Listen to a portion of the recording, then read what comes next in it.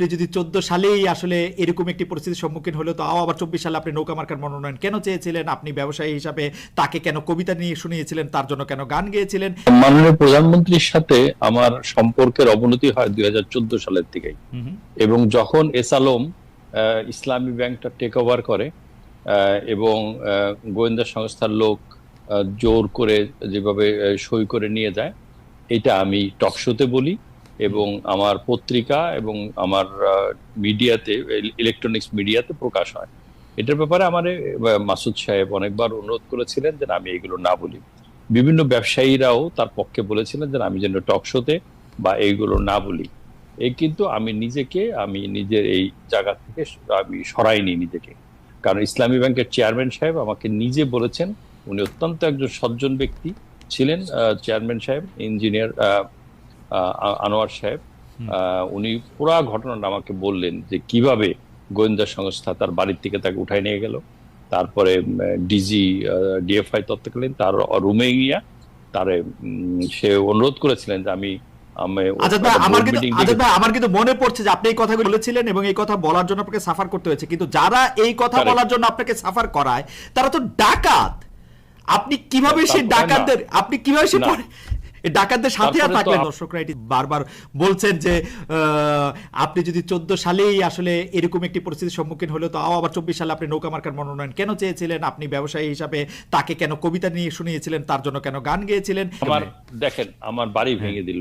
জি, আমার বাড়ি ভেঙে দেওয়ার পর আমার বাড়ির ফাইলটা, এই গুলশান বাড়ির ফাইলটা ডিজিএফআই নিয়ে গেল। তারপর আমি আজকে 14 থেকে 25 সাল পর্যন্ত আমার বাড়িটা করতে পারিনি। আমার ফাইল আমি হাইকোর্টে রিট করেছি। তারপরে হাইকোর্ট অর্ডার দিয়েছে আমার বাড়ির প্ল্যান দিতে, তাও দেয়নি। তারপর তারা রাজুক এসে বলছে, কন্টেম করেছে রাজুকের বিরুদ্ধে। রাজুক বলছে আমাদের ফাইল ডিজিএফআই নিয়ে গেছে।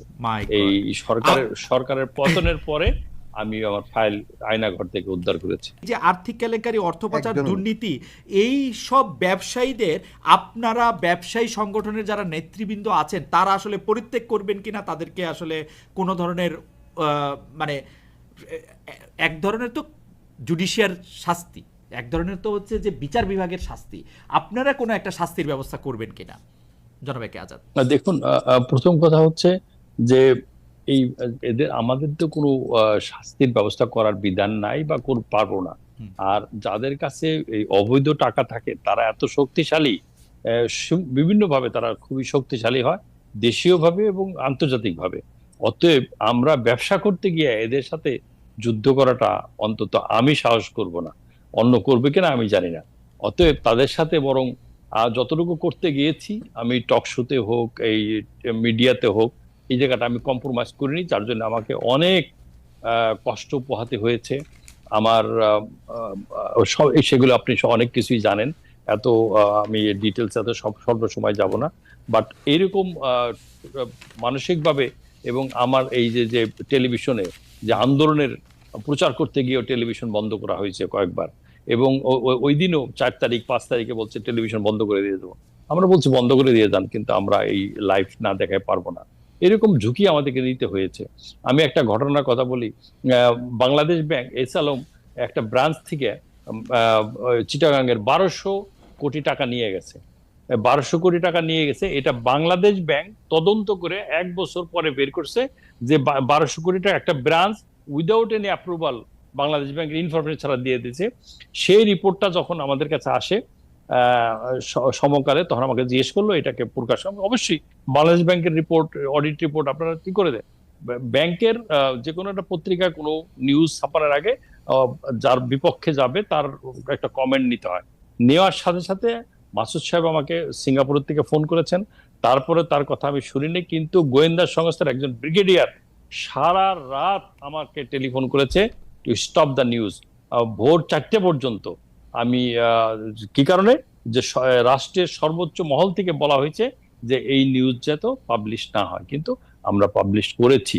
আপনি বুঝেন, এরকম ঝুঁকি নিয়েও কিন্তু আমরা এগিয়ে গেছি, কিন্তু কাজ তো হয়নি, টাকা তো চলে গেছে, যেটা গভর্নর সাহেব বললেন। রাইট। কিন্তু জনাব একে আজাদ, মিডিয়ার কথা যদি আসে, এই মিডিয়াতে বিশেষ করে আপনি খুবই জনপ্রিয় দুটি গণমাধ্যমের উদ্যোক্তা, মালিক যদি আমি সেভাবে বলি, মালিকই আসলে আপনি তো পুরোপুরি মালিক। একটি চ্যানেল 24, একটি সমকাল, দুটি শক্তিশালী পত্রিকায় আমরা কিন্তু দেখেছি যে সরকার কষ্ট পাবে এরকম নিউজ করতে গেলে 10 বার ভাবে, আপনাকে জিজ্ঞেস করে, আপনি কোনো সময় আটকান, কোনো সময় দিতে বলেন, কোনো সময় বাদ দেন, একটা টক শোতে কোনো একটা খারাপ কথা হলে আপনি সেই টক শোটা বন্ধ করে দেন। এগুলি কীরকম এবং এই আচরণগুলির প্রতিবাদ, জনাব একে আজাদ, আপনি বাংলাদেশের সবচেয়ে বড় ব্যবসায়ী, আপনি $50 বিলিয়ন মানে এক্সপোর্ট করবেন, আপনি যদি এটা না বলেন তাহলে আর এটা কে বলবে? মানে আপনি আজকেও আমাদের বললেন যে আপনার সাথে আসলে সরকারের বড় কোনো ব্যবসা নাই, আপনি লোন করে নাই অনেক টাকা, সরকারের উপর আপনি কোনো ছিলেন না, তারপরও আপনি এগুলি মানে বলতে পারেন নাই। আপনি দেখুন যে দেখেন আমাদের 3 জন লোককে আনা নিষেধ ছিল। নিউ এজের আমাদের এডিটর সাহেব মাহমুদুর রহমান মান্না, আর একজন কে জন ছিল, 3 জনেরকে আমাদের আসিফ নজরুল বোধহয়, এদেরকে আমাদের কোন চ্যানেলে আমরা টক শোতে ডাকতে পারতাম। কে মানা করেছে? এটা গোয়েন্দা সংস্থা। আজাদ ভাই, গোয়েন্দা সংস্থার এটা ব্রিগেডিয়ারের কথা আপনি আপনি কি আয়না ঘরে আপনি দেখেছেন? আপনি এবার বাংলাদেশ আছে, আপনি আয়না ঘরে নিয়ে যাবো, আপনি আয়না ঘরে যাবেন না? আয়না ঘরে কারা গেছে?